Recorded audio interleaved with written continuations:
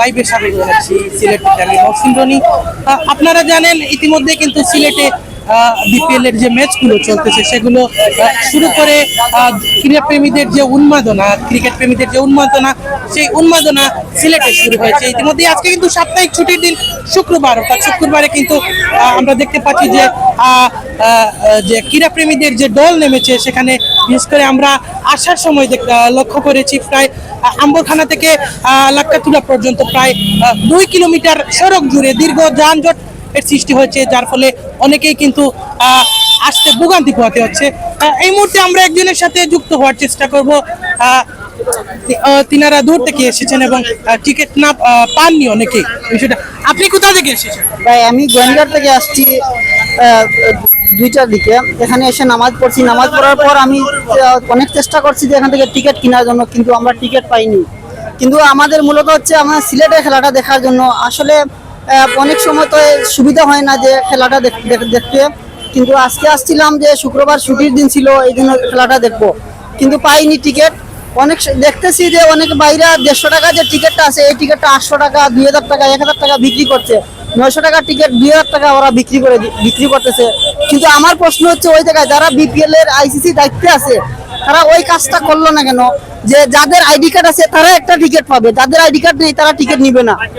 একজনের 3টা 4টা করে টিকিট, 10টা করে টিকিট একজনের কাছে আছে, কিন্তু আমরা যে এত দূর থেকে আসছিলাম কেন, আমরা কি জন্য আমরা টিকিট পাইনি, আমরা ঢুকতে পারিনি। ধন্যবাদ। সুপ্রিয় দর্শক, আপনাদের দেখানোর চেষ্টা করতাম, আপনারা শুনতে পারলেন টিকিটের জন্য আসলে যে সংকট তৈরি হয়েছে সেটা কিন্তু চোখে পড়ার মতো। যদি আপনাদেরকে একটু দেখানোর চেষ্টা করি, আমি আমার এই পাশগুলো যেখানে টিকিট বিক্রি হয় আপনারা দেখতে পাচ্ছেন যে বেশ টিকিটের লাইনে কিন্তু মানুষ নেই বললেই চলে, কিন্তু যে টিকিটগুলো ছিল সেগুলো অনেকটাই শেষ হয়ে গিয়েছে। আমি আপনাদের দেখানোর চেষ্টা করছি সিলেট ইন্টারন্যাশনাল ক্রিকেট স্টেডিয়ামের যে প্রবেশ মুখ সেটি আপনারা দেখতে পাচ্ছেন। সেখানে কিন্তু যে আইন শৃঙ্খলা বাহিনীর কড়া নজরদারি এখানে ছুটে পড়ার মতো, এবং আজকে বিশেষ করে সাপ্তাহিক ছুটির দিন হওয়ার কারণে কিন্তু বিশেষ করে এবং সন্ধ্যায় সিলেট এখানকার স্থানীয় টিম হওয়াতে সিলেটের খেলা দেখার জন্য কিন্তু দর্শকদের যে উপচে পড়া ভিড় সেটা কিন্তু আমরা লক্ষ্য করতে পারছি।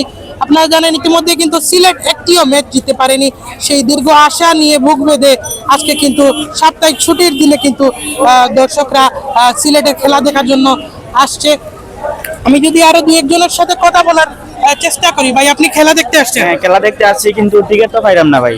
টিকিট আপনি কোথা থেকে আসছেন? আম্বাগানা থেকে। কোন দলকে সাপোর্ট করতেছেন? সিলেট। সুপ্রিয় দর্শক, দেখতে পাচ্ছেন এখানে স্থানীয় টিম হওয়াতে সিলেটের খেলা দেখার জন্য কিন্তু অনেকেই আসছেন। 150 টাকার টিকিট 1000 টাকা। যেমনটি অভিযোগ করছেন তিনারা যে 150 টাকার টিকিট কিন্তু 1000 টাকা পর্যন্ত বিক্রি হওয়ার যে অভিযোগটি যেটি তারা করছেন সেটি কিন্তু চোখে পড়ছি। এবং আমরা ইতিমধ্যে কিন্তু গত কয়েকদিন আগেই কিন্তু আমরা লক্ষ্য করেছি যে টিকিট নেওয়ার জন্য আম্বরখানাস্থ মধুমতি ব্যাংকেও কিন্তু দীর্ঘ লাইন ছিল।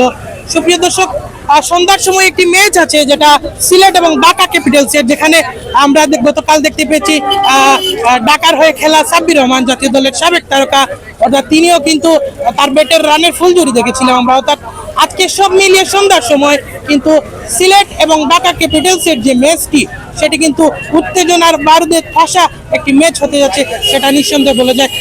তো এই ছিল নয়া দিগন্তর ফেসবুক পেজ সিলেট থেকে আমার কাছে সর্বশেষ সংবাদ।